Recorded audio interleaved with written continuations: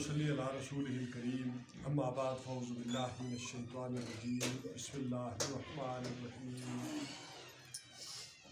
یا ایھا الذین آمنوا لا تلہکم اموالکم ولا اولادکم عن ذکر اللہ ومن یفعل ذلک فاولئک هم الخاسرون وانفقوا مما رزقناکم من قبل ان یاتی احدکم الموت فیقول ربی لولا اخرتنی الی اجل قریب فاصدق واکن من الصالحین ولن یؤخر اللہ نفسا اذا جاء اجلها واللہ خبیر بما تعملون صدق اللہ العظیم رب اشرح لی صدری ویسر لی امری واحلل عقدۃ من لسانی یفقہوا قولی آمین یا رب العالمین۔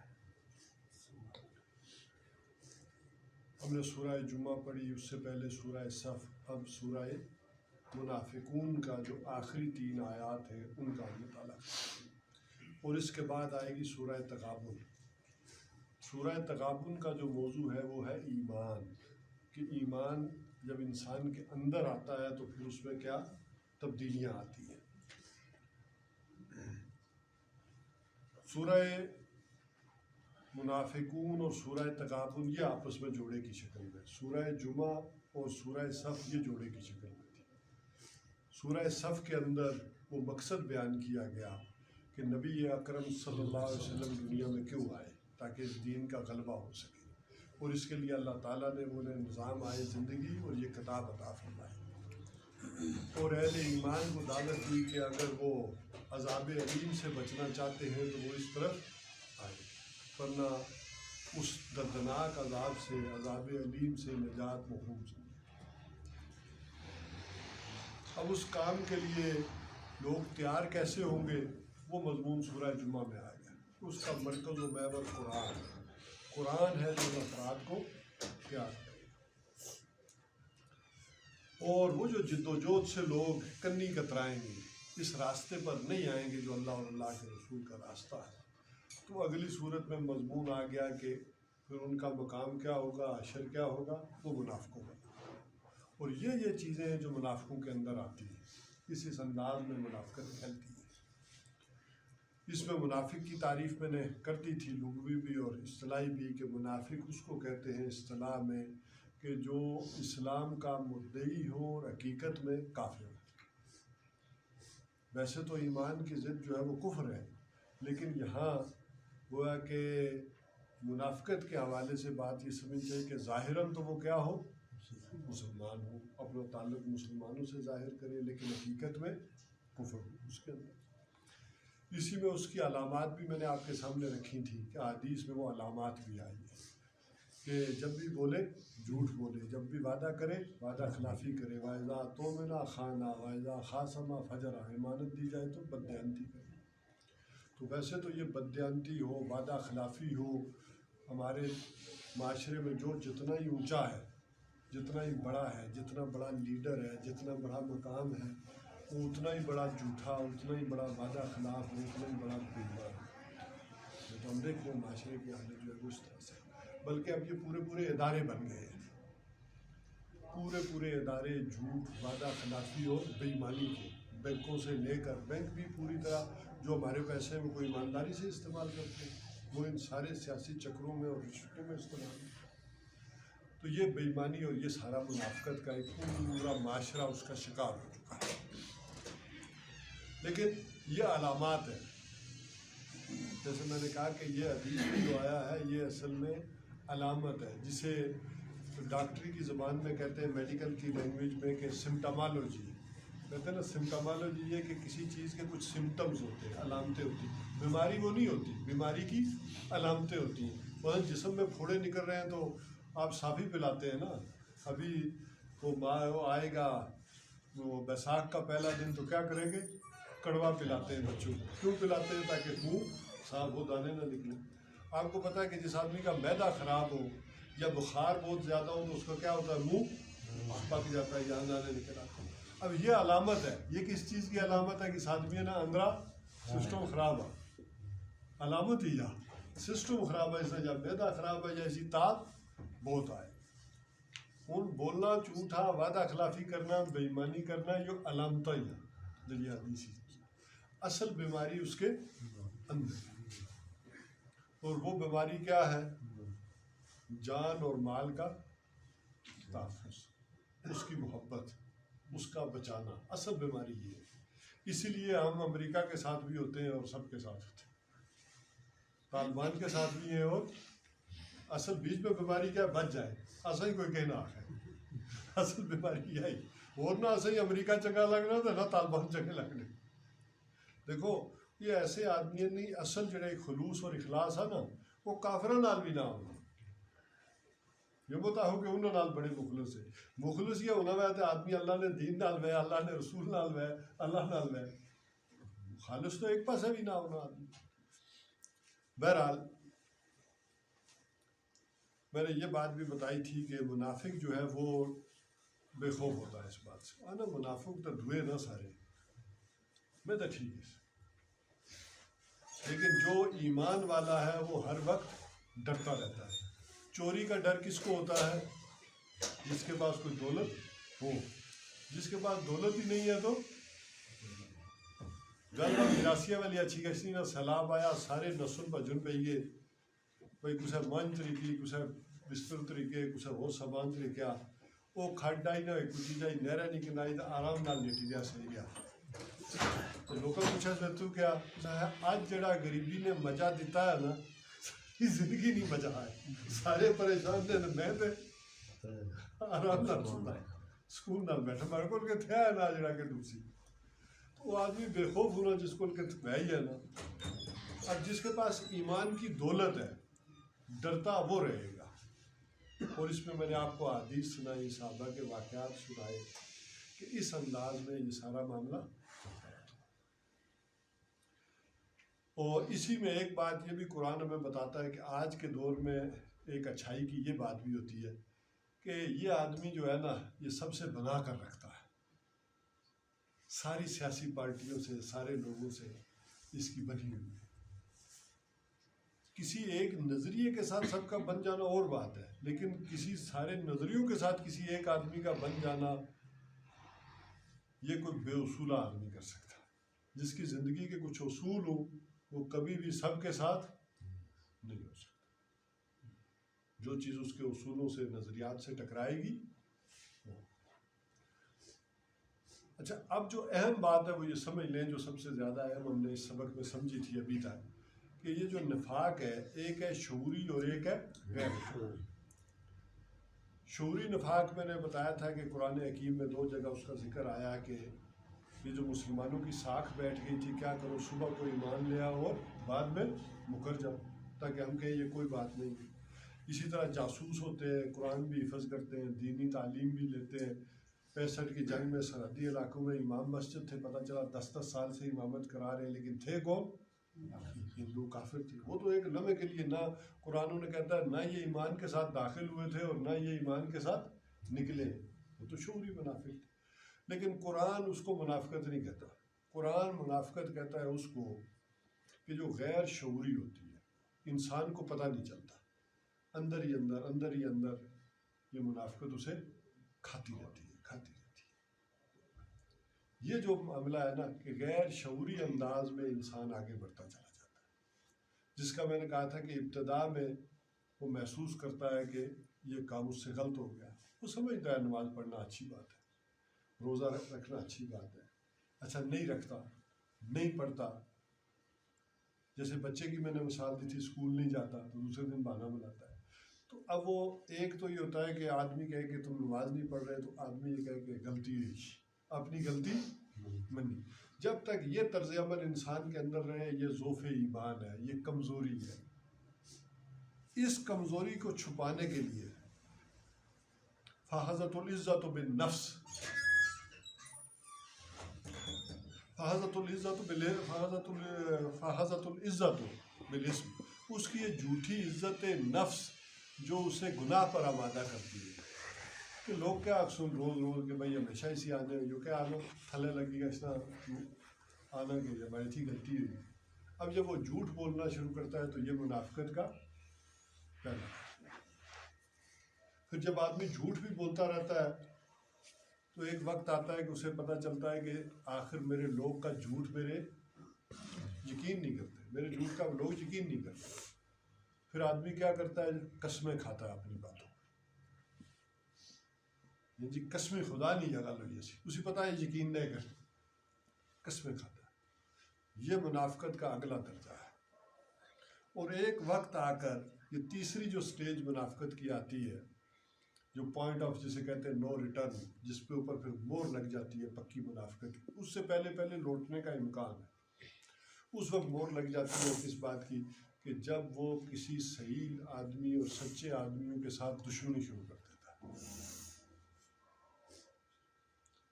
وہ آنا یو سچ نو بولے آتا ہے گل رہی اچھا جو سچ بولنا ہے غلط گل اس خام خواہ سچ بولی تو باقی نہ بھی بڑا کر چھوڑا، کام خراب کر چھوڑا. لہذا جس لئے وہ آدمی ایسے لوگوں دشمن ہوئی گشنا، سچے لوگوں ایماندار لوگوں بڑا آیا ایماندار آنے ہو نا لوگ بھانے، جب یہ دشمنی پال لے تو یہ سمجھے منافقت کی وہ تیسرا درجہ ہو گیا ہے. اب یہاں سے واپسی بہت مشکل ہے. یہ ہے منافقت کے درجات اور چیزیں. اب یہاں تک ہم نے یہ ساری گفتگو پڑھ لی تھی. اب آ جائیے علاج. بیماری ہے نا یہ، تو اس کا علاج کیا ہے؟ اور علاج کی دو قسمیں ہیں دنیا میں. یہ میڈیکل کی زبان میں بیماری ہے نا تو ساتھ ساتھ وہ بھی ساتھ سمجھ لیجیے. ایک کو کہتے ہیں کہ علاج کی قسم یہ ہے کہ پریونٹیو ٹریٹمنٹ، اور ایک کو کہتے ہیں کیوریٹیو ٹریٹمنٹ. پریونٹیو ٹریٹمنٹ کیا ہے؟ یہ جو آپ جیسے ویکسین لگاتے ہیں یا کوئی اور اس طرح سے، جس کو آسان زبان میں کہتے ہیں کہ پرہیز علاج سے بہتر ہے. یہ پریونٹیو ٹریٹمنٹ ہے کہ آدمی ایسا کام کرے کہ بیماری لگے ہی نہ.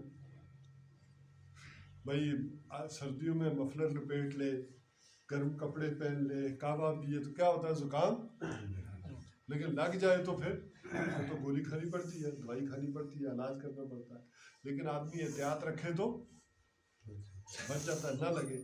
تو بہرحال پہلا ذکر تو وہ آ گیا کہ اگر پرہیز کرے آدمی، پریونٹیو ٹریٹمنٹ ہو تو وہ کیا ہے؟ تو یہ منافقت بیماری ہے. تو پہلی بات اللہ تعالیٰ نے یہ کہی کہ اگر یہ کام کرو گے تو یہ منافقت کی بیماری نہیں لگے. اور اگر لگ جائے تو اس کا علاج یہ ہے. اب یہ پڑھتے ہیں یہاں یہ 3 آیات تھی جس کے اندر وہ بیماری اور اس کا علاج ہے. تو اب شروع کریں گے. بسم اللہ الرحمن الرحیم. یا ایھا الذین آمنوا لا تلھکم اموالکم ولا اولادکم عن ذکر اللہ. اے وہ لوگوں جو ایمان کے دعوے دار ہو، ایمان لائے ہو، تمہیں ہلاکت میں نہ ڈال دے اموالکم ولا اولادکم، تمہارے مال اور تمہاری اولادیں، عن ذکر اللہ، اللہ کے ذکر سے. پہلے الحاق کو سمجھ لیں. یہ جو لفظ ہے لہو سے بنانا چاہیے. جیسے آیا تھا وہاں سورہ جمعہ کے آخر میں بھی، ابھی ہم نے سورہ جمعہ پڑھی تو وہاں آخر میں کیا تھا؟ کل ما عند اللہ خیر من اللہو و من التجارہ. کھیل تماشا لہو وہ جو غافل کر دیتے ہیں. تو غافل کر دینا یہ الحاق. بلکہ اس کو حدیث میں آیا ہے کہ حضور صلی اللہ علیہ وسلم نے فرمایا ما قل و کفا، ما قل و کفا، وہ تھوڑا جو کفایت کر جائے، آدمی کو محتاج نہ کرے، کسی کے آگے دستے سوال دراز نہ کرنا پڑے، وہ کافی ہے. اس سے ما کثر و الہا، اس کثرت سے اور اس زیادتی سے جو انسان کو غافل کرتے ہیں. وہ چیزیں آپ کے پاس اتنی بڑی تعداد میں آ جائیں کہ آپ غفلت میں پڑ جائیں، اس سے وہ تھوڑا سا بہتر ہے جو کفایت کر جائے. بلکہ اسی میں سورہ تکاثر میں کیا آیا؟ الہاکم التکاثر. وہاں بھی یہ الفاظ آئے کہ نہیں؟ الہاکم التکاثر. اس جو ہلاکت میں تمہیں ڈال دیا کس نے؟ کثرت کی طرف سے. کثرت، اس میں مال کی کثرت ہو، اولاد کی ہو، شہرت کی ہو، کسی چیز کی ہو، تو اس نے تمہیں ہلاکت میں ڈال دیا. الہاکم التکاثر. اب وہاں یہ نہیں بتایا کہ کس چیز سے، زندگی کی اصل منزل سے. آخرت سے، اللہ سے، اس سے غفلت میں ڈال دی۔ تو بہرحال ما قل و کفا، وہ تھوڑا جو کفایت کر جائے اس زیادہ سے بہتر ہے جو زیادتی انسان کو غافل کرے۔ تو یہ مال اور اولاد تمہیں غفلت میں نہ ڈالتے، اور یہ مال اور اولاد اس کا ذکر آیا ہے پھر قرآن حکیم میں سورہ توبہ کی آیت نمبر 24 کہ یہ وہ 8 محبتیں ہیں، وہاں مال اور اولاد کی محبتیں گن کر بتا دی، یہ وہ محبتیں ہیں کہ جو انسان کو غافل کر دیتی ہیں انسان کی اصل منزل سے۔ وہاں کا فرمایا قل ان کان آباؤکم و ابناؤکم و اخوانکم و ازواجکم و عشیرتکم، یہ محبتیں 5 تو کس کی گن دی؟ اولاد والی محبتیں، رشتہ داریوں کی محبتیں، جسے اقبال نے کہا ہے کہ یہ رشتہ و پیوند، یہ رشتہ و پیوند بتان وہم، یہ مال و دولت ہے، رشتہ و پیوند، یہ مال و دولت اور رشتہ و پیوند، مال اور دولت اور یہ رشتہ و پیوند، یہ رشتہ و پیوند کی تشریح ہے۔ بتان وہم و گمان لا الہ الا اللہ، یہ بھی بت بن جاتے ہیں۔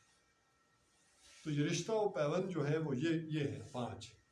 تو کل ان کانا آباؤکم و ابناؤکم، تمہارے باپ اور تمہاری اولادیں۔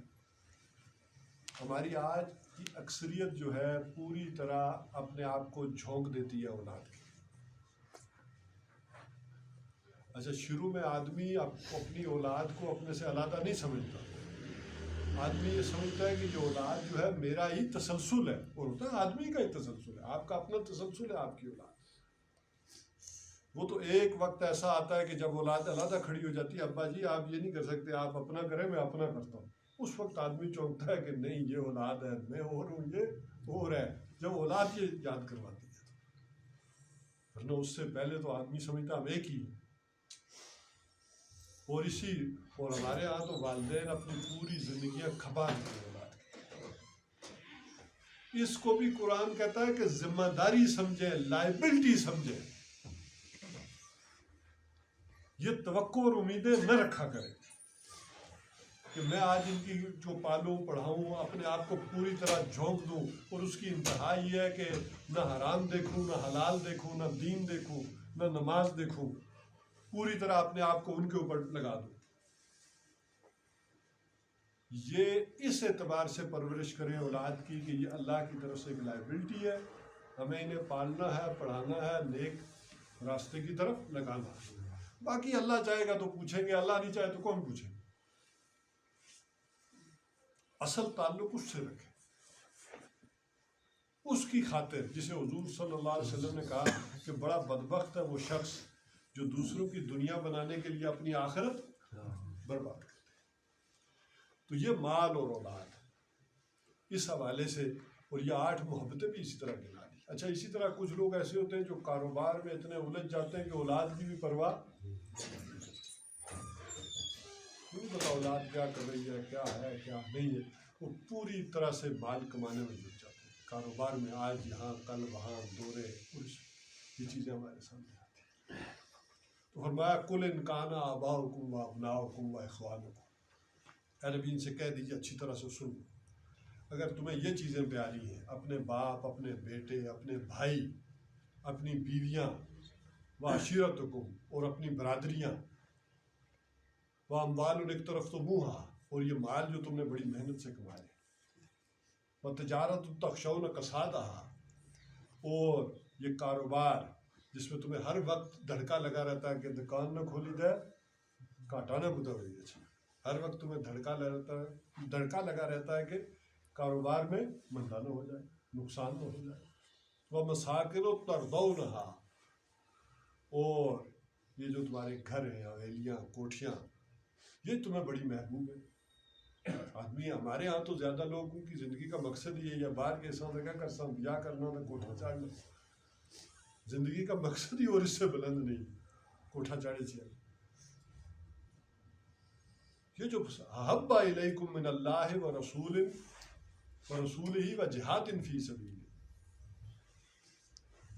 اگر یہ محبتیں زیادہ پیاری ہیں، اللہ کی محبت، اللہ کے رسول کی محبت اور اس کے دین میں جد و جہد، اس میں جہاد سے یہ زیادہ پیاری ہے، دیکھو نا، ایک اللہ سے محبت، اللہ سے رسول سے محبت، اس کا عملی نمونہ کیا ہے؟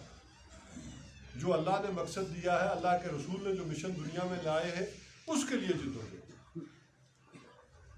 اگر وہ نہیں کر رہے تو عملاً آپ کی کوئی محبت نہیں ہے، پھر دعوے ہیں محبتوں کے۔ فَتَرَبَّصُوا حَتَّىٰ يَأْتِيَ اللَّهُ بِأَمْرِهِ، تو لگے رہو انتظار میں، گو میں، فارغ ہو کے تو تم کرو گے، دین کا کام کرو گے، کو اللہ اور رسول کی طرف آؤ گے، نمازیں پڑھو گے، اس انتظار میں پڑے ہوئے، یہاں تک کہ اللہ تعالیٰ کا فیصلہ آ جاتا ہے کہ اب چھٹی، تمہیں تو فرصت ملتی نہیں ہے، اب چھٹی۔ واللہ لا یہدی القوم الفاسقین، اللہ ایسے فاسقوں کو ہدایت نہیں دیتا۔ دل میں تو محبت اور ہو، زور زبان پہ کس کی ہو، ہر وقت نام اور تسبیح ہوں اللہ کی اور اللہ کے رسول کی، اللہ اللہ کی، اور دل میں مال کی محبت بھی ہو اور اولاد کی۔ تو اگر یہ محبت اس نے غفلت میں ڈال رکھا ہے،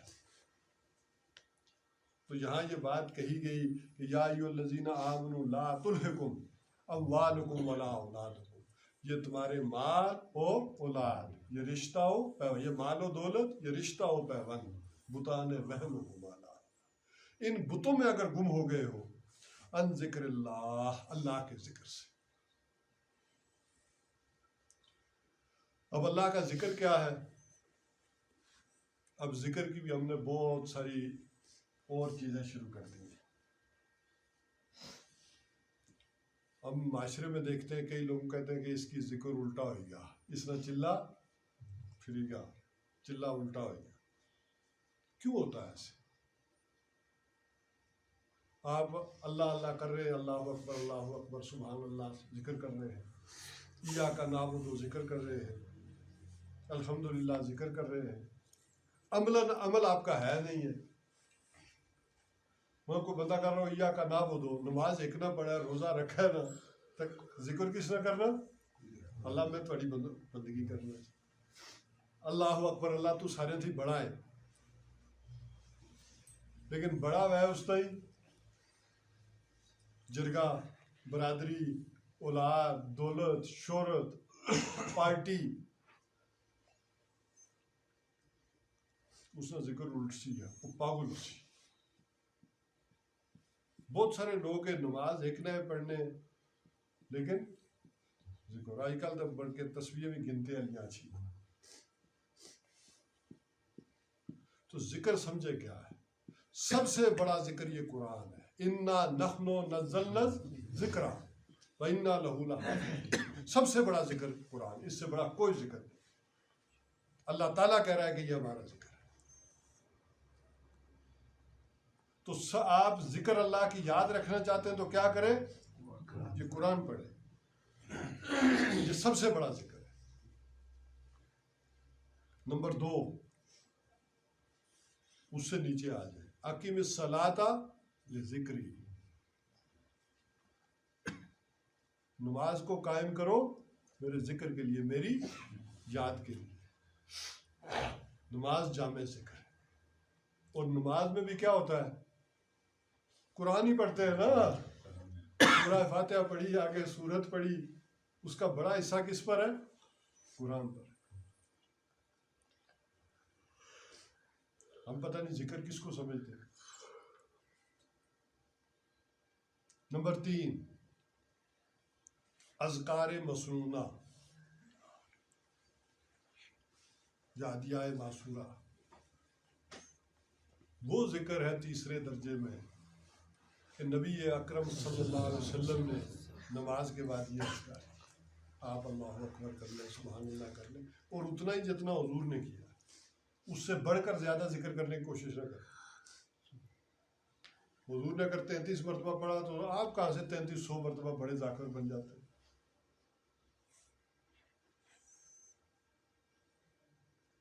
یہ اچھا، پھر کون سا کام ہے دنیا کا کہ جس کے لیے حضور صلی اللہ علیہ وسلم نے دعا نہیں بتائی؟ کوئی کام بتا دیں، مسجد میں اندر آنا، باہر جانا، باتھ روم سے نکلنا، اندر داخل ہونا، سونا، جاگنا، خالص جو حیوانی فعل ہے رات کا میاں بیوی کا، اس کے لیے بھی دعا ہے۔ شیشہ دیکھنا، کنگھی کرنا، کپڑے پر، کون سا کام ہے جو نہیں؟ تو دعائیں انسان کرے تو ہر وقت ذکر کوئی نہ کوئی کام کرتا ہے، اس کام سے پہلے اس کی دعا کرے۔ چوتھے درجے میں البتہ ایک بات تھی،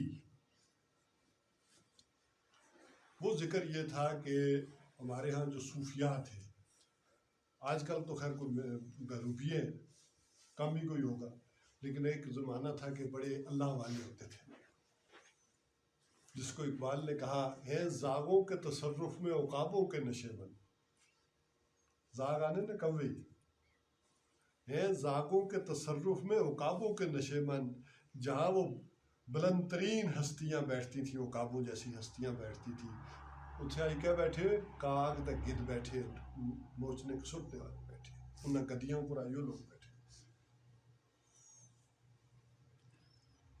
تو وہ جو عظیم ہستیاں جہاں بیٹھتی تھیں، وہاں کوئی آدمی جاتا تھا کہ میں نے نماز بھی پڑھی، تلاوت بھی کی، دعائیں بھی کر رہا ہوں، لیکن یہ بیٹوں کی محبت دل سے نہیں نکلتی یا مال کی محبت نہیں نکلتی، تو وہ اسے کوئی آیت یا کوئی اسماء الحسنہ کا کوئی کسی چیز کا ذکر بتا دیتے تھے کہ یہ کرو گے تو یہ محبت، یہ چیز دنیا سے محبت میں کمی آ جائے۔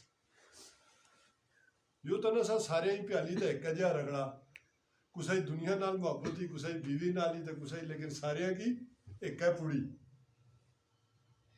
جو ایک ہے پوڑی کوئی نہ سارے، سارے ہی پیالو تو بس نہیں ذکر میں رٹے لواؤ۔ وہ ہوتے تھے کہ ہر آدمی کی اس کی مرض کے مطابق، سرا ہی درد آتا تا بھی پینا ڈال، تو پیٹا ہی درد آ تا ہی پینا ڈال،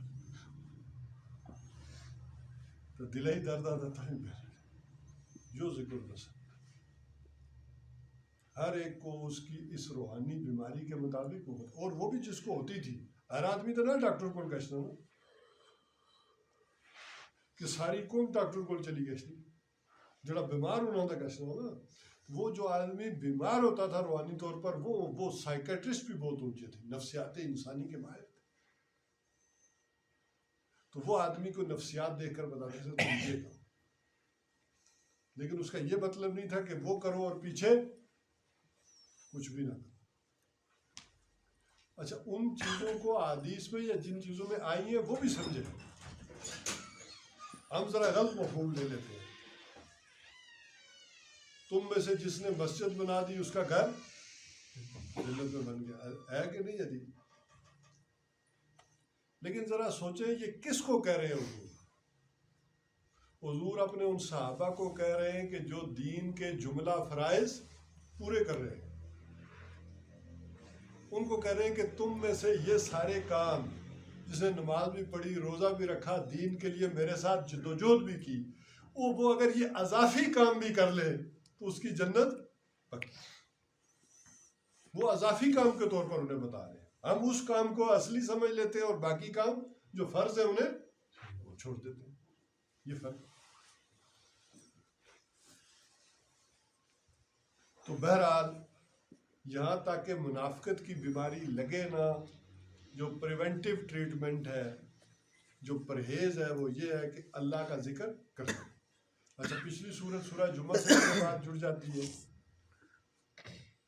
کہ وہاں بھی کیا تھا، وہاں بھی اصل میں ذکر ہی اللہ کا، اور اس ذکر کا مرکز و محور وہاں بھی کیا بتایا جا رہا تھا، قرآن، اور وہاں تھا کہ وہ قرآن پڑھنے کے بعد جمعے سے باہر نکلو تو پھر بھی کیا کرو، اللہ کا ذکر جاری رکھو۔ تو یہ اگر ذکر کرتے رہو گے تو یہ منافقت نہیں آئے گی، لیکن ذکر جس طرح سے میں بتا رہا ہوں اس طرح سے کرو گے تو منافقت، ورنہ یہ محض تسبیح پھیرو گے تو سب سے بڑے منافق ہو گے۔ نہ وہ ذکر یہاں سے ہو رہا ہے، اصل میں ذکر تو یہ ہے کہ یہاں سے اللہ کی، دل سے اللہ کی یاد ہو، ورنہ وہ ذکر پھر شروع کر دو گے وہ تو چکر دینے کے لیے، دھوکے کے لیے۔ من صلی یرائی فقد اشرکا، من صام یرائی فقد اشرکا، ومن تصدق یرائی فقد اشرکا، وہ تو پھر شرک کے انسان پہنچ جاتا ہے۔ اور حضور صلی اللہ علیہ وسلم نے فرمایا اگرچہ وہ آدمی روزہ رکھتا ہو، نماز پڑھتا ہو، صدقہ دیتا ہو، لیکن کوئی کسی برائی کو دیکھ کر بھی نہ ہی لے تو. اور اگر یہاں وہ یاد رہے گی، یہاں سے اوپر اوپر نہیں، یہ لپ سروس نہیں، اگر یہاں سے یاد رہے گی تو کیا ہوتا ہے؟ حضور صلی اللہ علیہ وسلم فرماتے ہیں کہ شیطان کیا کرتا ہے؟ تمہارے دل کے اوپر تھوتنی لگائے رکھتا ہے، پھونکے مارتا ہے. اور جب تم ذکر کرتے ہو، اللہ کی یاد یہاں ہوتی ہے تو کیا کرتا ہے؟ پیچھے ہٹ جاتا ہے. جب یہاں وہ یاد نہیں ہوتی تو وہ آ کر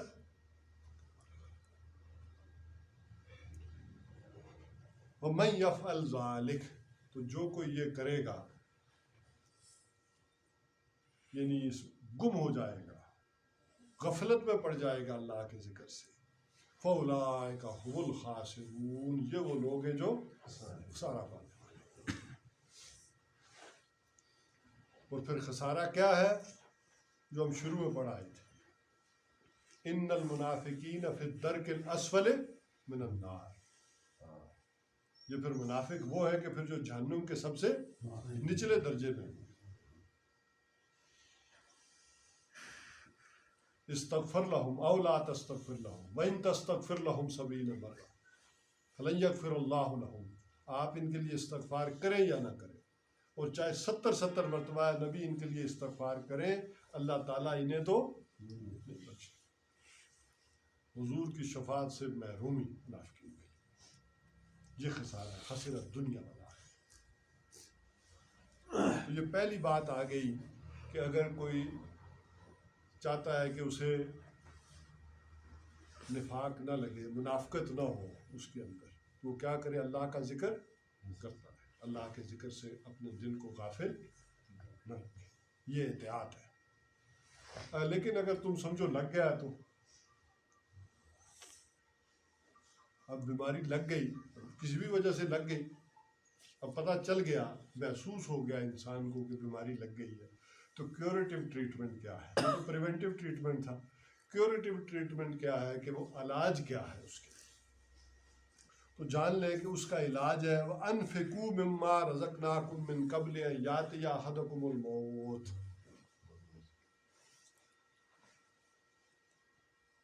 یعنی نفاق کا علاج کیا ہے؟ انفاق. حمزہ کے ساتھ یہ ساتھ جڑی ہوئی بات ہے کہ اگر نفاق آ گیا ہے تو اس کا علاج ہے انفاق. انفاق کہتے ہیں خرچ کر دینا. اور ثلاثی مجرد میں یہ آتا ہے نا، تو اس کے معنی ہوتے ہیں کوئی چیز ختم ہو گئی، مر گئی، کھپ گئی. نفقت الدراہم، پیسے خرچ ہو گئے. جسے آپ کہتے ہیں نا پیسے مک گئے. اور نفق الفرس، گھوڑا مر گیا، ختم ہو گیا. جب یہ باب افعال میں آتا ہے تو اس سے انفاق ملتا ہے. انفق ينفق انفاق، انفاق ہے اس مال کو. اصل میں دنیا کی محبت کی سب سے بڑی علامت کیا ہے؟ مال. بلکہ آج اولاد کی جگہ پر بھی مال ہے. آدمی کہتا ہے مال ہوگا، پیسے ہوں گے، بینک میں ہوں گے، رکھے ہوں گے، تو اولاد نہیں بھی پوچھنی تھے نہ پوچھو. تو آج بیوی بھی پوچھتی پیسے حسن کو ہوتا ہے یا نہ پوچھا تھا اسی کے کر سا اور نوی نہیں ہے سا. آج ساری چیزوں کا متبادل کیا ہو گیا؟ ٹائم از منی. بلکہ مال اور وقت اور مال بھی، یہ بھی برابر ہو گیا. تو ساری چیزوں کے ایک متبادل کے طور پہ مال. اور اسی کو کہا گیا کہ یہی اصل میں فتنہ بھی ہے. انما اموالکم و اولادکم فتنہ، یہ آزمائش ہے، یہ آزمانے کے لیے دی گئی. اور سورہ حدید کے اندر بھی یہ بات آئی کہ اگر تم دیکھو کہ تمہارے دل میں مردگنی ہے، اپنے دل میں جھانکو تو تمہیں ایمان نہ محسوس ہوتا ہے نا. آدمی کہتا ہے کہ کیا کروں، میں اپنے اندر دیکھتا ہوں تو خالی ہوں. تو اللہ کہتا ہے مایوس نہ ہو. اللہ مردہ زمین کو بھی زندہ کر دیتا ہے. تمہارے سامنے مسالے ہیں کہ نہیں ہیں؟ زمین خشک چٹیل پڑی ہوئی، بنجر پڑی ہوئی، لیکن اس میں بھی جب ہل چلاتے ہو، بیج بوتے ہو، تو اللہ تعالیٰ اس میں سے بھی لہلاتی فصل نکال لیتا ہے۔ لیکن اگر تمہیں محسوس ہو کہ تمہارے دل سخت ہو گئے ہیں، بنجر ہو گئے ہیں، ان میں ایمان کی رتی نہیں رہی ہے، تو مایوس نہ ہونا، اس میں ہل چلاؤ، اس میں بیج ڈالو۔ اور ہل کس سے چلاؤ؟ یہ مال کی محبت کا ہل چلاؤ، یہ مال کی محبت یہاں سے کھرچو اس دل سے، تو یہاں وہ ایمان کا بیج اب ڈلے گا۔ کھلے اوپر بیوں سٹے نہ اللہ جاننا۔ میں بھی پیا درس دینا رہا، اس درسہ تسا نے دلاں رسول نہ کرنا کہتا کھلے اندر وہ پانی بھی بارش بھی ہونی تو تریڑی، اگر دل نرم ہو سی تو اس نے اندر یہ چیزاں اثر کر سکتی۔ انہیں کھلیاں باڑیاں کی کھندے نہ طریقہ کیا مال لو اللہ کی راہ۔ اچھا، اللہ کی راہ میں مال لگانے کے دو مدات ہیں، ایک ہے اللہ کے دین کے لیے مال لگانا، اور ایک ہے اللہ کی مخلوق پر لگانا۔ اصل میں لوگ ان دونوں میں علیحدہ فرق نہیں کرتے، گڑبڑ کرتے۔ اللہ کی مخلوق پر لگانا کیا ہے؟ صدقہ ہے، خیرات ہے، کھانا کھلانا ہے، اور وہ بھی کس کے لیے؟ اللہ کی رضا کے لیے۔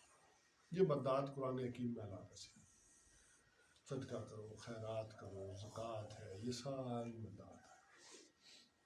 لیکن ایک ہے اللہ کے دین کے لیے، جسے کہا گیا جہاد بالمال، انفقوا فی سبیل اللہ، اللہ کی راہ میں خرچو، اللہ کے دین کے لیے۔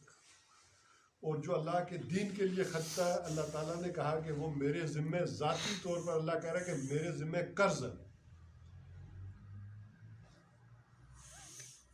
اور سورہ حدید میں اس مقام پر فرمایا کہ دیکھو اگر تمہیں محسوس ہو کہ تمہارے دل بنجر ہے، تمہارے دل کی مٹی بے آب و گیا ہے، سخت ہے، تو شروع کر دو ان المصدقین والمصدقات، یہ جو پھر صدقہ کرنے والے مرد اور عورتیں ہوتے ہیں، پھر یہ روحانی ترقی کا سفر بڑی تیزی سے طے کرتے ہیں، اور اپنے اپنے مزاج کے اعتبار سے شہداء یا صدیقین کے مزاج کو پہنچ جاتے ہیں۔ ہر آدمی ایک مزاج کا نہیں ہوتا، یہ بھی سمجھ لیں، اور اپنی طبیعتوں کو بھی مت بدلیں، بہروب اپنے اوپر مت چڑھائیں۔ آپ کو جو مزاج اللہ نے دیا، اپنے اس مزاج میں آگے جائیں۔ تو اس دیکھنے کو فلانا بڑی سونی تقریر کری کہ نہ بڑے بڑے میٹھے بول بولنا، نقلہ کری تو ادھر لینے کی کوشش کر۔ ایک آدمی یا ڈاڈی گل بانا نال دو تپے سٹنا یوں تو ٹھیک نہ، تو تسا نا مزاج ہی جا اپنے اوپر آدمی پردے بانا میں یہ جا نہیں۔ آپ کو جو مزاج اللہ نے دیا ہے، بلکہ دیکھا کریں کہ آپ کا مزاج کس پیغمبر سے ملتا ہے، جو غور کریں۔ آپ کا مزاج حضرت موسیٰ علیہ السلام سے ملتا ہے، حضرت یوسف سے ملتا ہے، یا حضرت ابراہیم سے ملتا ہے؟ کس سے ملتا ہے؟ آپ پھر اس طرح ایکٹ کیا کریں۔ اور یہ مزاج ایسے ہوتے ہیں کہ زیادہ تر دو بڑے مزاج ہوتے ہیں، آج کی میں زبان میں پہلے سمجھا دوں۔ ایک کو کہتے ہیں انٹروورٹ اور ایک کو کہتے ہیں ایکسٹروورٹ۔ اردو والے کہتے ہیں اسے دروں بھی اور بروں بھی۔ اردو مشکل ہے، انگلش میں انٹروورٹ اور ایکسٹروورٹ۔ انٹروورٹ ایک آدمی کے اندر غور و فکر کا مادہ زیادہ ہوتا ہے، سوچ بچار زیادہ ہوتی ہے، اور ایک ایکسٹروورٹ ہوتا ہے وہ جس کے اندر فعالیت زیادہ ہوتی ہے، بھاگ دوڑ زیادہ ہوتی ہے۔ اب دیکھیں حضرت ابراہیم ہے، ان میں غور و فکر زیادہ ہے، انہی کے بیٹے اسماعیل ہے، ان میں فعالیت زیادہ، بھاگ دوڑ زیادہ ہے۔ حضرت ابراہیم وہ فلسطین سے ملنے آئے، پوچھا نہیں کہ پتر کور گا شکار کر کے مڑی کئی سالوں بعد پھر آئے، کئی تھڑے رہے تک پوچھا کور گا اسماعیل تے شکار کر کے کئی تھڑے آئے۔ اب دیکھیں ایک مزاج ہے حضرت حمزہ رضی اللہ تعالیٰ، ایک مزاج ہے حضرت عمر رضی اللہ تعالیٰ اور ایک مزاج ہے حضرت ابوبکر صدیق رضی اللہ تعالیٰ، حضرت عثمان رضی اللہ تعالیٰ، مزاج مختلف ہیں کہ نہیں ہے؟ مشن ایک ہے. یہ دیکھیں اپنے مشن کی طرف توجہ دینی ہے، مشن ایک ہے لیکن پہنچیں گے اپنے مزاج کے اعتبار سے. اسے قرآن کہتا ہے کہ بعضوں میں شہیدی مزاج ہوتا ہے اور بعضوں میں صدیقی مزاج ہوتا ہے. ایک میں جس کو وہ کہتا ہے نا انٹروورٹ، یہ صدیقی مزاج ہے، اور ایکسٹروورٹ یہ شہدائی مزاج ہے. تو وہ فعالیت ہوتی ہے انسان کی، بھاگ دور ہوتی ہے. بہرحال بات دور نکل جاتی ہے. تو خرچ کرو اللہ کی راہ میں. تو تم اپنے اپنے مزاج کے اعتبار سے یا مقام شہداء کو پہنچو گے. اور مقام شہداء کا یہ مطلب نہیں ہے کہ لازمی جا کر گردن ہی کٹاؤ گے. اب جیسے حضرت خالد ابن ولید ہے، تو کون سی جنگ ہے جو انہوں نے نہیں لڑی اور کون سا حصہ ہے جہاں زخم نہیں آئے، لیکن وہ اپنے بستر کے اوپر مرے. لیکن اپنے بستر پر بھی وہ شہید ہی، کیونکہ ان کی ساری زندگی. شہید کا مطلب کیا ہے؟ شاہد سے شہید. شاہد کسے کہتے ہیں؟ گواہ، جو گواہی دے. شہید وہ ہے کہ یہ صفت مشبہ کا صیغہ ہے جس میں شہادت کی مستقل صفت پیدا ہو گئی. شاہد ہوا ہے کہ جس نے گواہی دی اللہ کی، اللہ کے دین کی گواہی دی. اور جس نے اپنی گردن کٹا دی اس نے گویا ہے کہ یہ صفت مستقل پیدا ہو گئی اس کو. اور کیا کرتا ہے اس سے زیادہ کہ اللہ کے دین کے لیے اپنی گردن. تو لغوی معنوں میں اس طرح لیں گے تو ایک آدمی بستر پر بھی شہید ہے اگر وہ اللہ کے دین کی گواہی ساری زندگی دیتا رہا. تو بہرحال اپنے اپنے مزاج کے اعتبار سے آپ بلند ہوتے چلے جائیں گے، اور اپنے مزاج کے اعتبار سے یا مقام شہادت پر پہنچیں گے یا مقام صدیقیت پر پہنچیں گے. ایک درمیانی چیز بھی ہے، وہ بہت کم لوگوں میں ہوتی ہے، اسے کہتے ہیں ایمبی ورڈ، کہ غور و فکر بھی ہوتا ہے اور بھاگ دوڑ بھی ہوتی ہے. یہ شخصیت ہے اصل میں محمد الرسول اللہ صلی اللہ علیہ وسلم. غار حرا بھی ہے، غور و فکر بھی ہے، اور میدان جنگ بھی، دونوں چیزیں. یہ اس کا کچھ نہ کچھ پرتو آپ کو مل جائے گا حضرت علی رضی اللہ تعالیٰ عنہ کی شخصیت. تو دونوں چیزیں کہا کس قدر شیر خدا بھی ہے اور علم کا دونوں چیزیں موجود تھی. تو یہ ایک انداز ہوتا ہے. تو یہ نہیں ہوتا کہ ایک آدمی فعال ہے تو اس میں علم بالکل نہیں ہوتا، اور ایک آدمی صدیق ہے تو وہ فعال بالکل نہیں ہوتا. لیکن مزاج، غلبہ کس مزاج کا ہے، یہ اصل میں بات کر رہا تھا. تو خرچ کرو اللہ کی راہ میں. اگر یہ خرچ کر دو گے مما رزقناکم، جو بھی ہم نے تمہیں دیا ہے، ذہانت دی ہے، جسامت دیا ہے، جائیداد دی ہے، دولت دی ہے، کاروبار دیا ہے. یہ مستخلفین فی جو سورہ حدید میں ہے، جس کے چیز کے اوپر تمہیں استخلاف عطا کیا گیا، تمہیں تسلط دیا گیا ہے، وہ ساری چیز اللہ کی راہ میں. ہو سکتا ہے ایک آدمی کو ذہن زیادہ اچھا دیا، پیسے نہ دیے تو لگائے، اپنی ذہانت لگائے. ایک کو صحت اچھی دی، وہ صحت لگائے. وقت لگائے. جس کو مال دیا وہ مال لگائے. جائیداد دیا، جائیداد لگائے. اتنے لوگ کنجریاں پیچھے نہ اپنے ڈوگے بیچی چھوڑنے پہ، بیچنے کے نہ بیچنے کے. اللہ نے مارے کیے نہ بیچے آدمی، اسے پھٹے رہا ہی نہ لگا راہ دینے. تو ہر چیز جو اللہ نے تمہیں دیا ہے، وہ ذہانت دی ہے، فطانت دی ہے، جسمانی صلاحیتیں دی ہیں، کاروبار و مال و دولت دیا ہے. اور یہ کوئی افسانے کی بات نہیں ہے. کیا ابو بکر نے ساری دولت لگائی ہے یا نہیں لگائی؟ رضی اللہ. کاروبار لگایا یا نہیں لگایا؟ ان صحابہ نے تو جو کچھ پاس تھا لگایا. اب میں ایک ایک کی سٹوری بیان کروں تو کتنے ہو جائیں گے. یہ محض افسانے کی بات تھوڑی ہے. جو اللہ نے دیا ہے وہ لگاؤ پھر اللہ کی راہ. اگر منافق بن گئے ہو تو یہ مرض تب ٹھیک ہوگا. خالی یہ درس سننے سے نہیں ٹھیک ہوگا.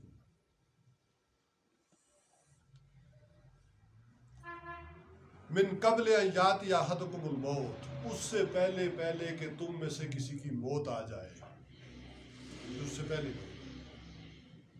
بلکہ حضور صلی اللہ علیہ وسلم نے فرمایا جب موت آ جاتی ہے اس وقت مرے نہیں ویلا جس لئے آدمی بڑھنا شروع ہونا تھا، حضور فرمایا یہ مال اس نے ہونا ہی ہے نا، تو تب بارسا نہ ہوں بڑھنا ہوگی، اس لئے وسیعتہ کرنا اپنی صحیح صحت میں، جب آپ کا پورا اس کے اوپر قابو ہے، اے وے جلنا وے آخیا چلو میری جتا اللہ نے نہ ہے، اس سے پہلے فَيَقُولَ رَبِّ لَوْلَا أَخَّرْتَنِي إِلَىٰ أَجَلٍ قَرِيبٍ، ہو سکتا ہے کہ وہ آدمی پھر یہ کہے کہ کاش أَخَّرْتَنِي إِلَىٰ أَجَلٍ قَرِيبٍ، میرے رب جو ہے وہ فَيَقُولُ رَبِّ، میرے رب اپنے رب سے کہے کہ رب کیوں نہ تو نے مجھے تھوڑی اور مہلت دے دی،